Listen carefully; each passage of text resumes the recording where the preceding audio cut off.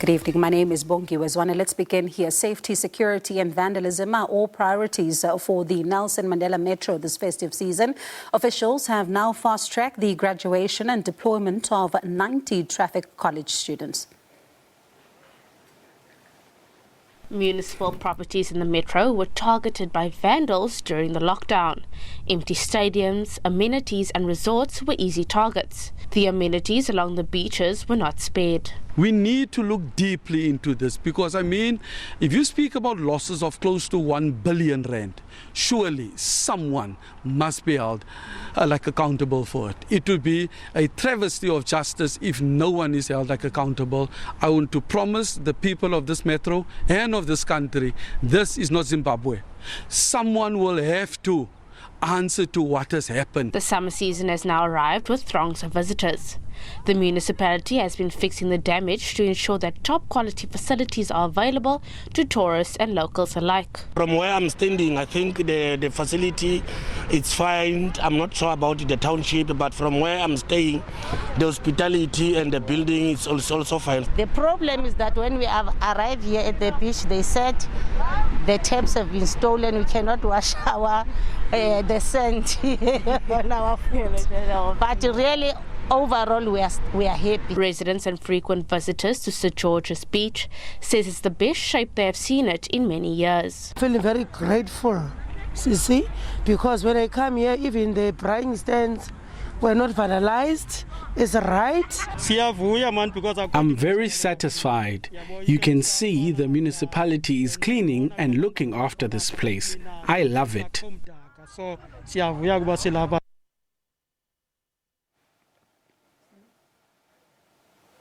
Let's stay with that story. SABC News reporter Kim Daniels is outside Finnis Street Sports Complex in the northern areas of Gqeberha, where vandalism has been ongoing as a problem, in fact, for that particular community. She joins us live now. Kim, good afternoon to you, and thank you so much for your time. I see it's quite windy where you are. I wonder if that is having a damper on, those holiday makers who are there as much as vandalism is a factor. Good afternoon and thank you. From a very, very windy Gqeberha. As you know, we're known for the windy city. I had met obviously with some of these holiday makers earlier today. They are quite satisfied, with the facilities. They had not reported any vandalism.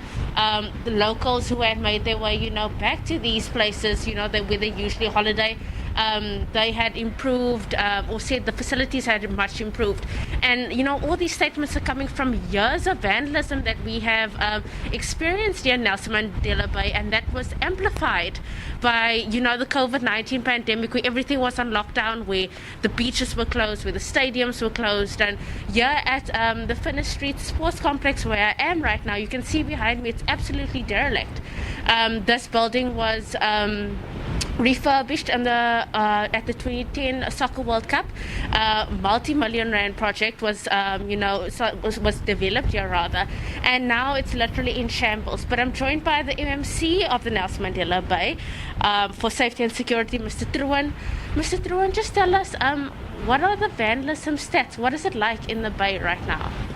Okay, currently I'm told that the losses and the damages, to the properties is in excess of about 700 million rand, and the one thing that is worrying to me is that up until now, no person has been held responsible for it. What we're saying is that the Department of Safety and Security is the custodian of all of these municipal properties. And I find it shocking that no one has been held responsible thus far. What we're saying from our side, some deep investigations needs to be held to find out what has gone on. I just spoken now to the caretaker here. He says that he's been threatened twice already by gunpoint, and he is very, very worried. Numerous cases were made at the police station, and these things were reported to this department before I was here, and absolutely nothing has happened. It is so shocking coming from the previous government, which was led by the TA, and all of us know like what the DA say. They say where they govern best. If our people could just have like a look at these buildings, this is an example of where the DA governs. They just leave behind a trail of destruction. From our side, we're saying someone will have to pay for this.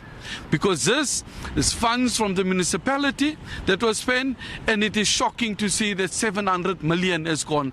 I'm going to write like to the public protector, they will have to investigate, and the former MMC, John Best, and the ED, Mr. Keith Meyer, they will have to account, and it would be good for you guys to go to them to find out what have they have done.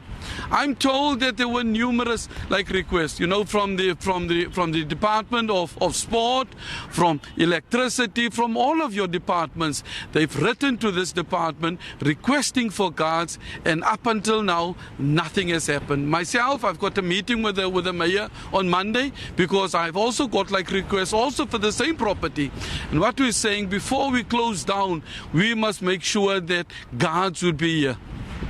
Mr. Truan, going forward now, you are now MMC of Safety and Security. What are your ideas or plans that you would like to implement to make sure that our structures and our facilities don't end up like this one here? 100%.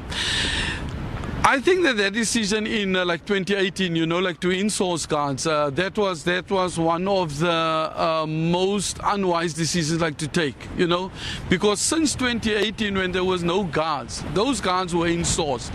What we'd also like to know is that though I think it was more than 700 security guards that were insourced, we need to find out why weren't those guards placed at these various properties.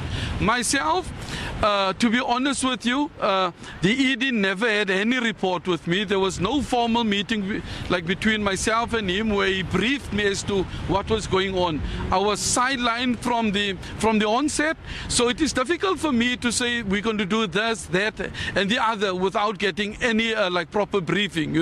So once that briefing has taken place, then we'll be able to say this is what we can do.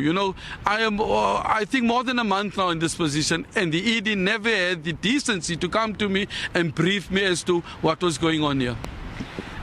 So looking at the immediate future now, it's a festive season. We have to make sure our citizens and our visitors are safe and secure within the metro. From my understanding, we have now graduated about 97 new 100%. Traffic officers to patrol, the streets to make sure that everyone's safe. Are there any other projects like this? If you could just touch on that one. Okay, yes, we sincerely hope that those 97 that were that signed their contracts today would make some difference. One of the other challenges that we have, there's this legal case of your smart city.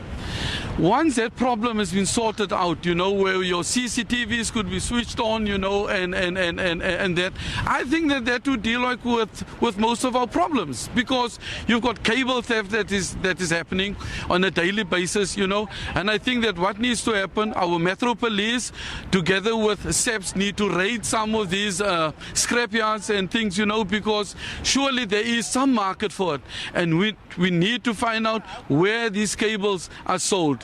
So those would be one of the things also that we'll be doing, to see how we can curb the vandalism that is currently taking place. But most of all, we call upon our communities to safeguard these properties, because at the end of the day, these properties are within our own neighborhoods, and for us, we would really like to call upon our citizens to come and safeguard while we don't have these securities here, because properties like this is supposed to be our pride, where our people come, enjoy sport, have festivals, and that type of thing. Thank you so much, MMC, for your time. That was the MMC for Safety and Security here, Nelson Mandela Bay, Mr. Truas, who is just saying that he is new in the position, but he's going to do his absolute best, to rectify, in his words, what the previous government failed to do. But as I've said, visitors and locals alike, here within the Bay, seem quite happy with the facilities thus far, more so in our Summer Strand areas, our western suburbs, the areas that, attract attract, foreigners and locals from across the country, to our bay. But from now, for us here in Gqeberha, it's back to you guys in studio. All right. Thank you very much, Kim, for that update. Certainly doesn't paint a good picture, though, when such a